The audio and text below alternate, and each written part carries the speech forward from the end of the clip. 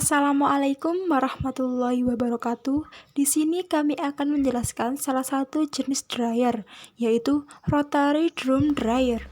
Pengertian rotary drum dryer merupakan suatu alat pengering yang berbentuk silinder dan bergerak secara berputar yang berfungsi untuk mengurangi kadar air dari bahan solid dengan cara mengalirkan udara kering dari elemen atau gasifer. Rotary dryer atau bisa disebut drum dryer merupakan alat pengering berbentuk sebuah drum yang berputar secara kontinu yang dipanaskan dengan tungku atau gasifier. Alat pengering ini dapat bekerja pada aliran udara melalui poros silinder pada suhu 1200 sampai 1800 derajat Fahrenheit. Tetapi pengering ini lebih seringnya digunakan pada suhu 400 sampai 900 derajat Fahrenheit. Rotary dryer sudah sangat dikenal luas di kalangan industri karena proses pengeringannya jarang menghadapi kegagalan baik dari segi output kualitas maupun kuantitas. Namun, sejak terjadinya kelangkaan dan mahalnya bahan bakar minyak dan gas, maka teknologi rotary dryer mulai dikembangkan untuk berdampingan dengan teknologi bahan bakar substitusi seperti burner batu bara, gas sintesis, dan sebagainya. Fungsinya yaitu, pengering rotary dryer biasa digunakan untuk mengeringkan bahan yang berbentuk bubuk, granula, gumpalan partikel padat dalam ukuran besar.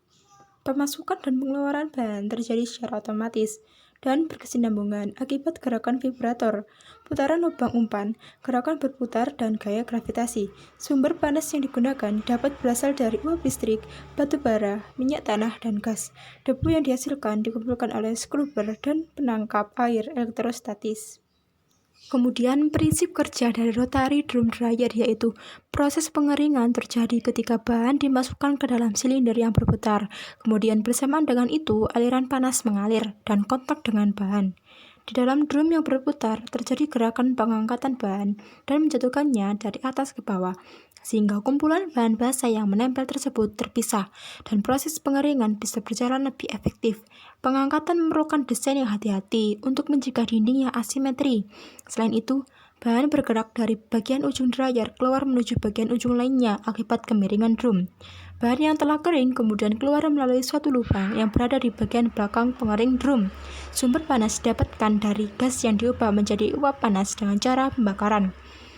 Pengeringan pada rotary drum dryer dilakukan pemutaran berkali-kali, sehingga tidak hanya permukaan atas yang mengalami proses pengeringan, namun juga pada seluruh bagian, yaitu atas dan bawah secara bergantian.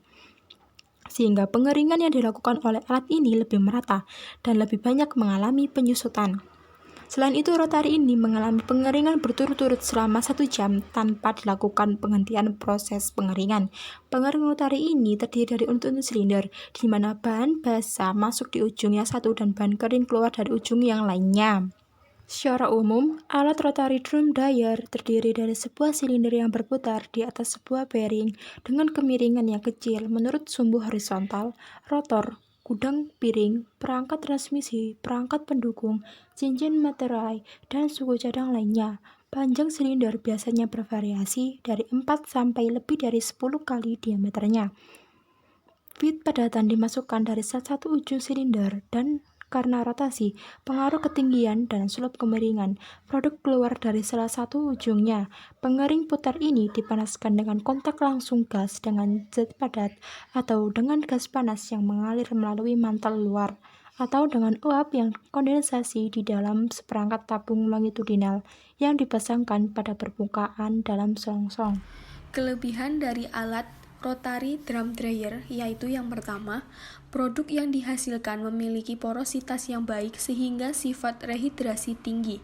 Yang kedua, bisa digunakan untuk makanan kering yang sangat kental seperti pasta dan pati gelatinis atau dimasak yang tidak dapat mudah dikeringkan dengan metode lain. Yang ketiga, penanganan bahan yang baik sehingga menghindari terjadinya atrisi. Yang keempat, operasi sinambung. Yang kelima, efisiensi panas dan kecepatan yang tinggi. Yang keenam, produk atau hasil yang diperoleh lebih bersih dan higienis. Yang ketujuh, mudah untuk mengoperasikan dan memelihara. Yang kedelapan, fleksibel dan cocok untuk beberapa pengeringan tapi dalam jumlah kecil. Yang kesembilan, instalasi mudah. Yang terakhir yaitu menggunakan daya listrik yang sedikit. Sedangkan kekurangan dari alat rotary drum dryer adalah: yang pertama, tidak cocok untuk produk yang tidak dapat membentuk film atau lapisan tipis yang bagus. Yang kedua, khusus produk yang mengandung kadar gula tinggi seperti tomat pure tidak mudah dipisahkan dari drum karena thermoplasticity dari suhu bahan. Yang ketiga, throughput atau kecepatan hasil pengeringan per satuan waktu relatif rendah dibandingkan dengan spray drying. Yang keempat, biaya tinggi untuk perubahan permukaan drum karena presisi mesin sangat dibutuhkan. Yang kelima, kemungkinan panas produk dapat memberikan rasa masak dan mudarnya warna karena kontak langsung dengan suhu tinggi di permukaan drum. Yang keenam, tidak dapat memproses bahan atau material yang mengandung garam tinggi atau asin atau bersifat korosif karena berpotensi terjadi pitting pada permukaan drum.